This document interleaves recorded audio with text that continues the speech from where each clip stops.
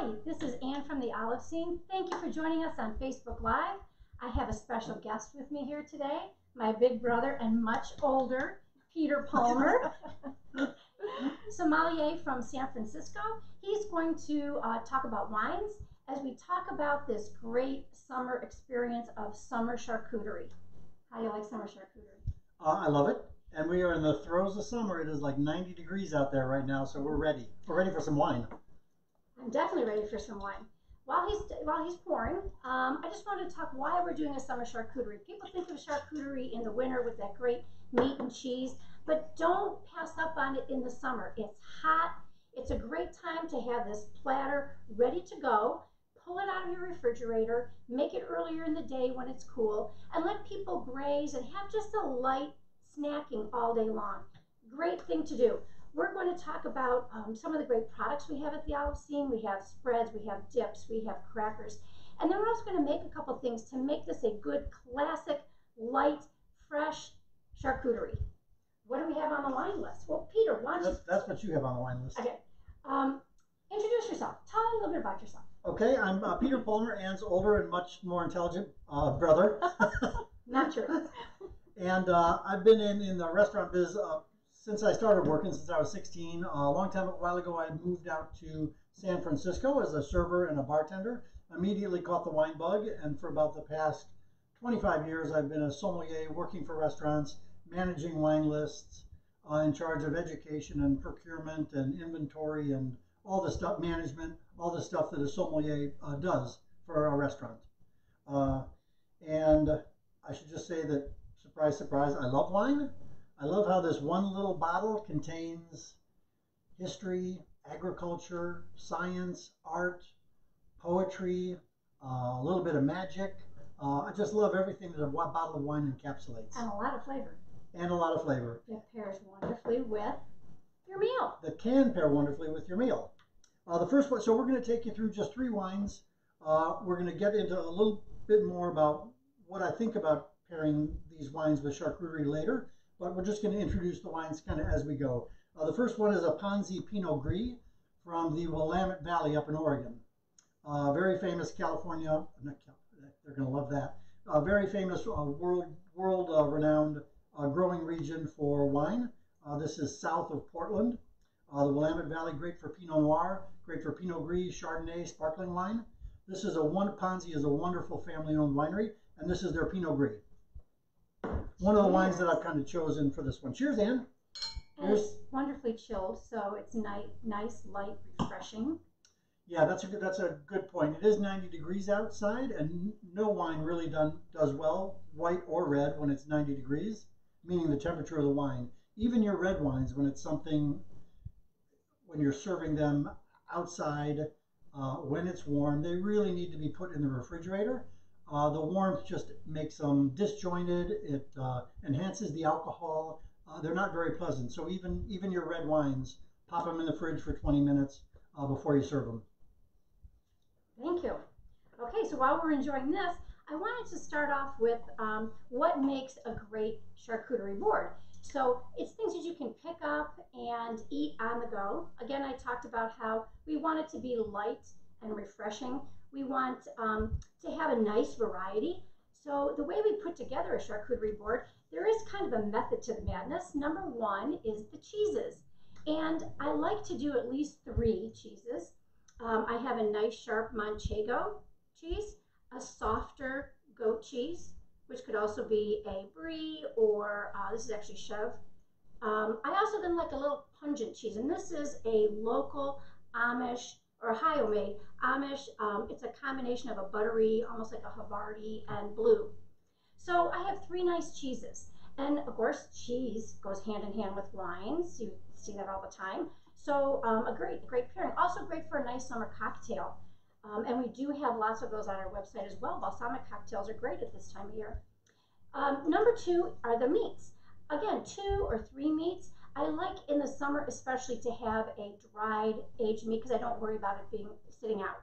So we've got a nice salami. I can't remember what. Sopressata. Sopressata. This was the sopressata.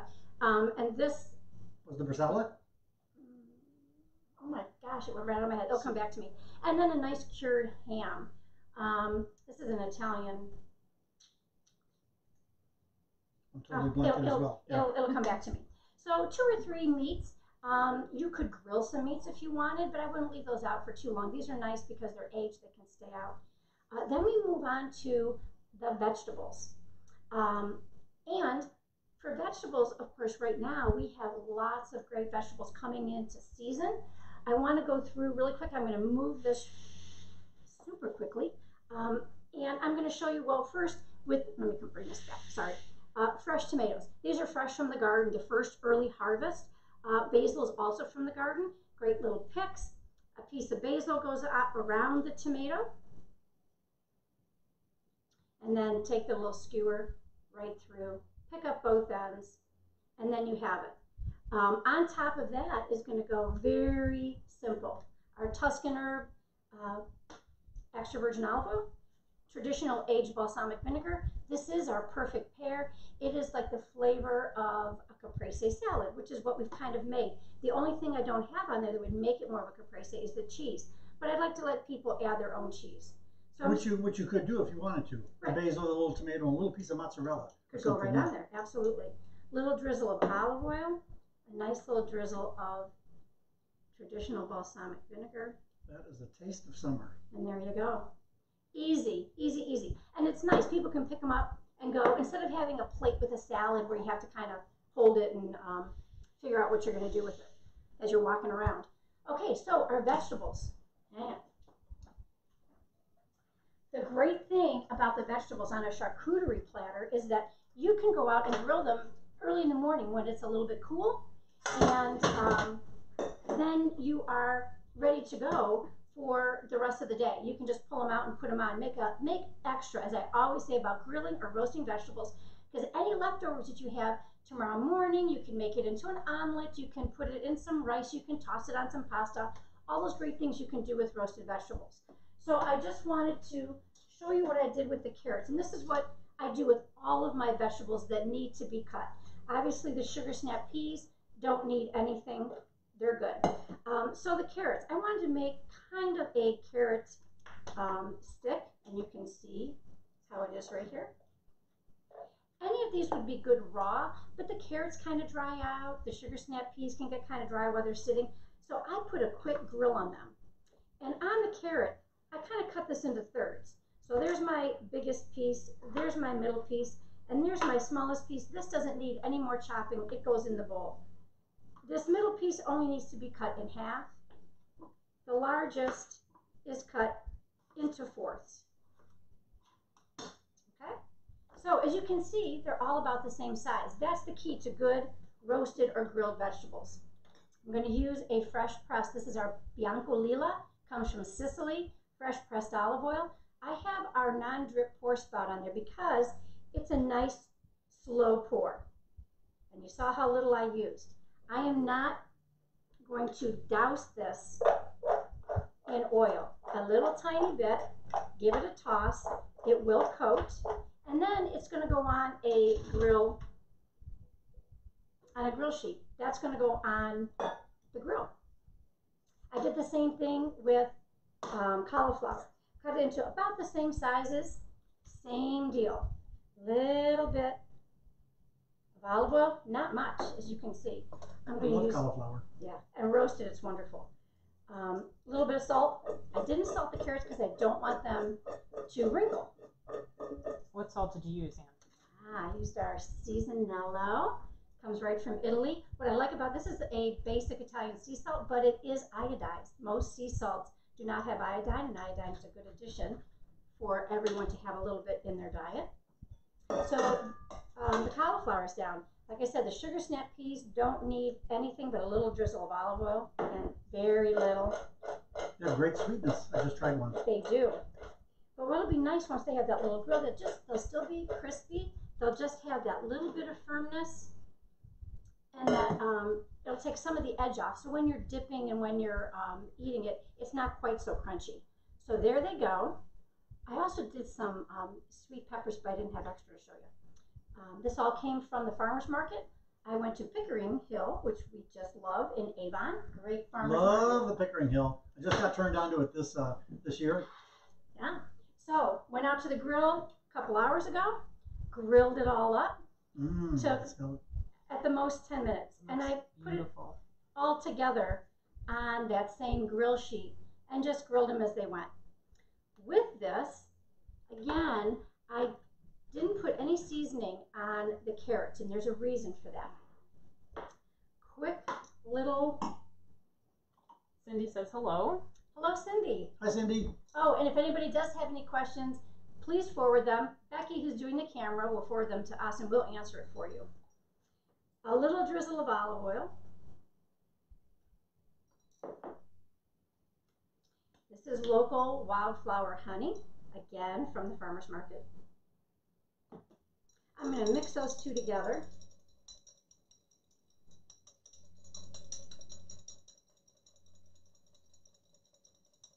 And then I'm going to put a tiny little drizzle on the carrots.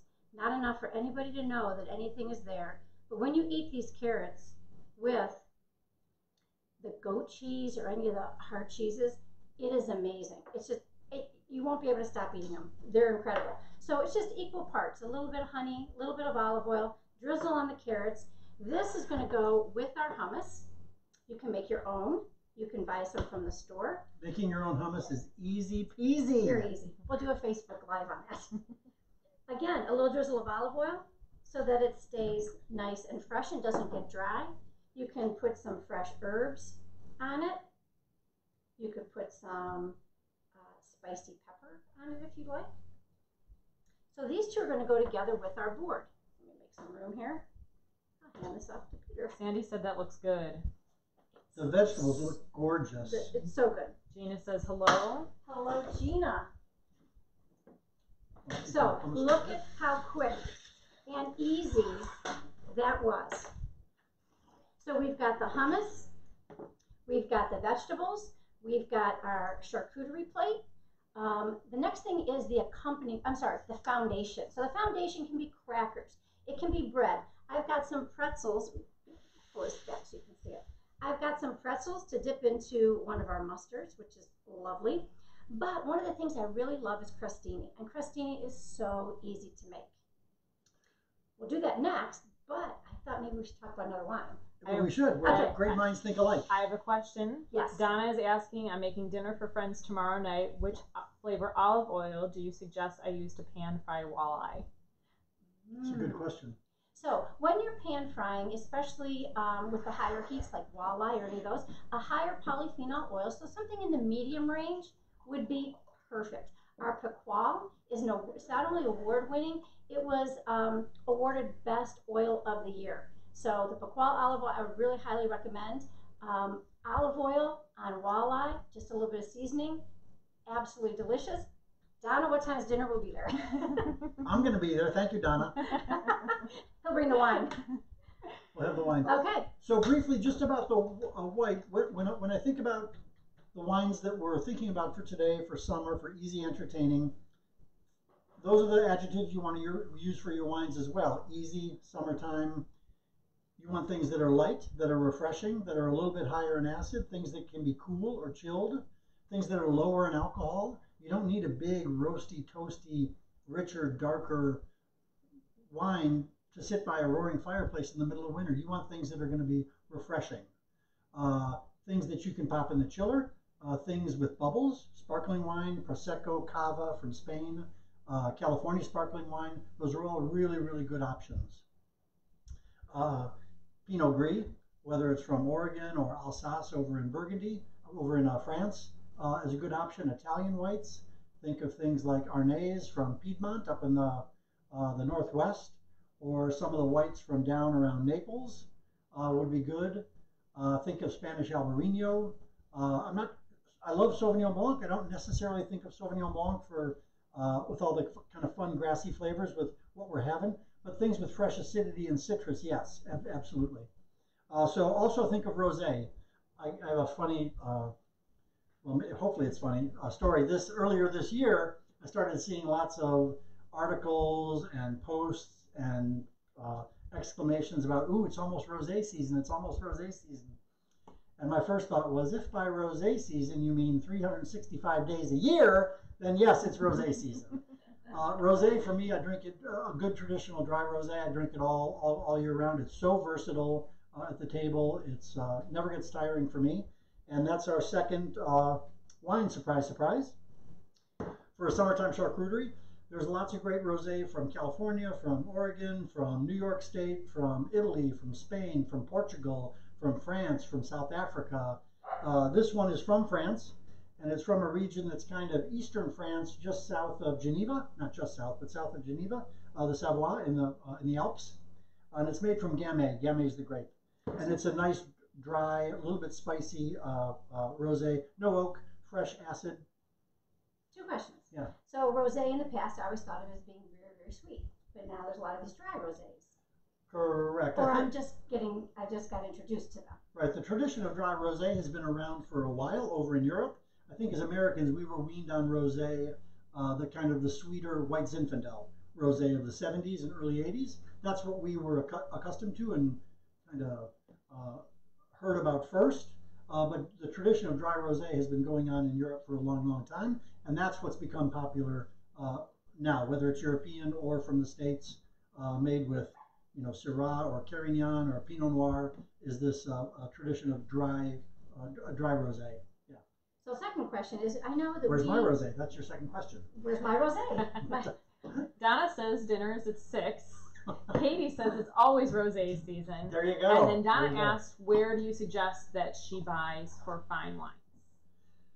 That's a really good question. Cleveland has a whole bunch of small, wonderful neighborhood shops. People always ask me, what wine should I buy? What wine should I buy? Well, I have no idea because I'm not in your community. I don't know what your community is selling. I don't know, So my big advice to wherever you are is to get to know your local neighborhood wine shop, one that you trust and love, and start a relationship with those people. You'll learn. They'll learn what you like. You'll learn what they like. That's how you grow with wine tasting. So Heinen's, I love Heinen's grocery store. I know you do too. I know Mom does. It's not your neighborhood wine store, but it's your neighborhood grocery store, and they have a killer wine selection, really well curated, lots of really good value. That's another thing. These are all extremely good value wines. We're not talking $25, $30 a bottle. These are literally $10 to $15 a bottle, which is what you want for summer. That was my second question before you got me the wine. Yeah. Was that, a lot of times people will say to us, I buy the most expensive olive oil I can find. That way I know that it's really good. And that is not the case. It's more important to know where the olive oil came from and how it was produced and who made it and is it fresh, all those things. Same thing with wine. It doesn't have to be a $50 bottle of wine to be enjoyable and accessible and lovely. We live in a time where there's a whole lot of really good, inexpensive, honest wines. Honest meaning that reflect where they came from. Okay, what about the cork? Having a cork or not having a cork? Does that reflect a good wine or not? No. No, okay. No, I love the screw top. I'm a huge fan of the screw top. The cork is wonderful. It's romantic. It's a lovely procedure, but I read a statistic or heard a statistic that, I don't know, upwards of like 85%, 90% of all wine that's purchased is drunk within the next 24, 48 hours. So why the hell do you need a cork for that? I don't think you can say that on Facebook Live. What the heck do you need a cork for that? Anyway, so a nice little alternative dry rosé. There's zillions of good rosé out there. There's also some shoddy rosé out there as well, but God love it. Yeah. Kathy says hi from Vermilion, and she loves the olive scene. Thank you. So do I. Thank you. Thank you for being a customer. We appreciate it. So I wanted to go into, again, the foundations of what you're going to put all this wonderful meat and cheese and things on. And so I'm going to talk about crostini. Everyone comes in and asks about making crostini. Is it hard? It's not. There's so many different ways to do this. What I did was I brushed I had my baguettes sliced for me. I didn't slice those all myself. Can any store do that? A lot of them will do that for you. I know that Heinen's will. But I know Blackbird Bakery will. Some of the great bakeries out there I know will as well. Just a little bit of olive oil. You can do both sides if you want. a little bit of that wonderful, moved it away from me, a little bit of the wonderful salt goes on there. It goes in the oven, 350. In 3 minutes, flip it over if you'd like. If you'd like a soft side, then don't flip it. Some people like to have a little bit softer side and not crunch all the way through. So this goes in the oven. There's another way to do crostini though too, and that is just toss these in your toaster. And when they come out, give them a little dab of olive oil and sea salt. Very easy. You can also stick them on the grill. By the magic of the oven, we're gonna put that in. And lo and behold, I don't even need to use mitts. They're done. So there's our crostini. We're going to pile it up in the true course of my brother and I. Perfect. In this fashion, we started with this wonderful oak-shaped leaf board, and then made too much. Moved on to a bigger board, made too much, and so now we're on to 4 different boards. But that is really okay. It's a beautiful spread. Yeah, you have a nice big picnic table. This all goes on it. You've got the veggies. You can dip it in the hummus. You can make a little sandwich if you want. You can make it open. And so some of our great products from the olive scene. We've got tapenades. This is one of our tapenades. It's a black olive tapenade.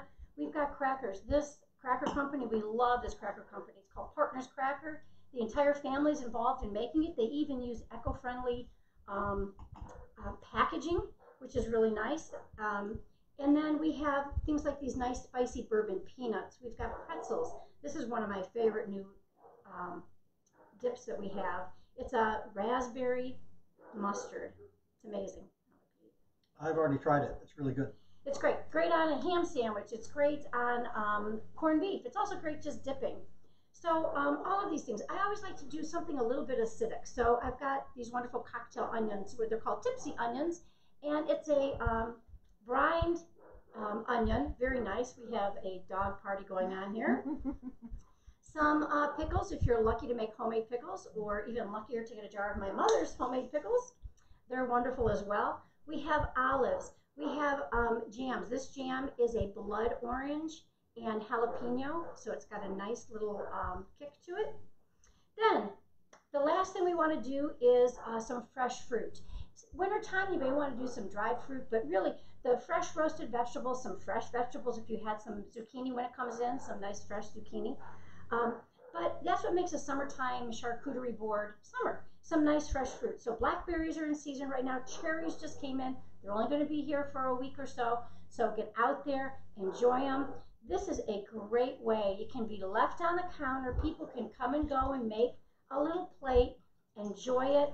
And you, as the hostess or host, have time to enjoy with everybody. You're not sitting in front of a grill when everybody's here. You're actually having a glass of wine. So we'll go to our last one. Last one, as my friend Lori would say, knock that back or dump it so you can have some of this next wine. Kim says I can't dump that. she misses Heinen's, but not as much as she misses the wonderful folks in front of her. Oh, thanks, Kim. Gina says she hopes the whole family is coming over tonight. That looks like a lot of great food. Yeah. Cindy said dinner at Ann's tonight. Come on over. Even on the West Coast in San Francisco, I rave about Heinen's. I love what they do. Their customer service, their dedication to, they've got a little organic section. They've got always have an Ohio section. I just love what they do. They roast those hatch chilies in August every year, which I go gaga for. Yeah. Right in the parking lot. Yeah. So a quick shout out back to Kim. Kim is Eventide Specialties, which is an olive oil store in Boothbay, Maine. So if you're up there traveling, be sure to stop in and say hi. She does wonderful cooking. I follow her on Facebook, and it looks incredible. Yes, yeah. So red wines, same thing. Because of all the salt, because of all the fat, because it's 90 degrees outside, you want something that's going to be fresh, have some nice acidity, maybe a little bit of tannin, a little bit of structure, but not too much. And because alcohol and tannin kind of fight with the saltiness of this. So for red wines, especially ones that I love to tuck in the fridge, I think Pinot Noir, of course, a lighter-bodied Pinot Noir, a medium-bodied, light to medium-bodied Portuguese red, a Spanish red like a young Rioja, Cabernet and Pinot Noir based wines and Gamay wines from the Loire Valley. This is a Portuguese red, just a really good bargain. I think it's $10 at Heinen's. Screw cap once again. Portugal to me is a really, really exciting. I'm a Pinot Noir guy. I love Pinot Noir. Portugal doesn't really produce a lot of Pinot Noir, but still I'm extremely excited about what's going on over there. They've got like 290 or 250 indigenous unique grape varieties that they kind of have cultivated over the years, and they're unique, they're delicious, they're usually not heavy or over oaked or anything like that. Anyway, a nice little Portuguese red. You can pop it in the fridge and have a great red for this. Also Beaujolais. Did I mention Beaujolais? Not the Tutti Frutti Beaujolais Nouveau that comes out every November, but something like a Beaujolais Village or what's called the Cru Beaujolais that kind of come from a specific village. That'd be great.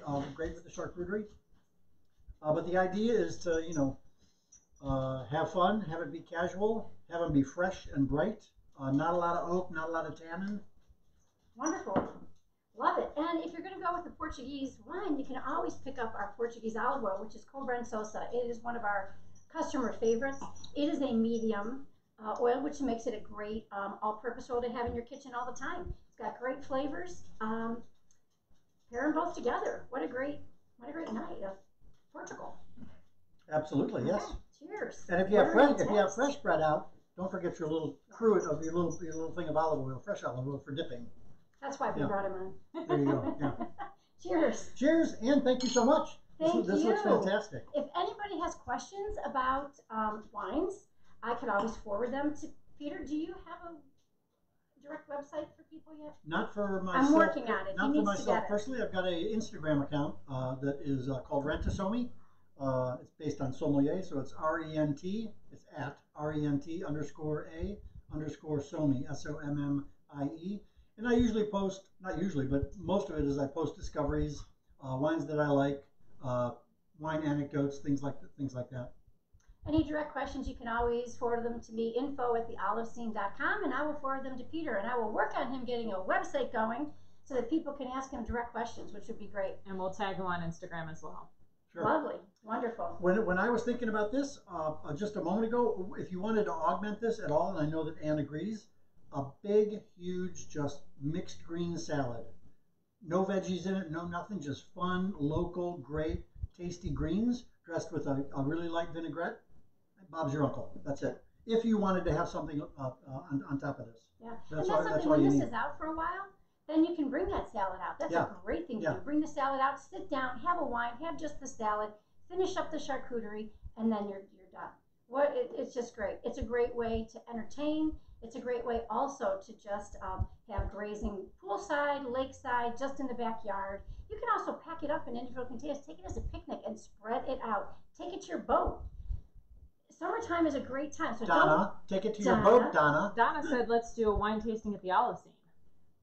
We would love to do that. When Peter's back in town, I will schedule that and we'll get it out so everybody who would like to come could come. That would be really fun. And also another thing that I get really excited about, don't forget to ask your grocer, your meat monger, your cheesemonger for local. The American cheese and charcuterie movement right now and industry is phenomenal. Yeah.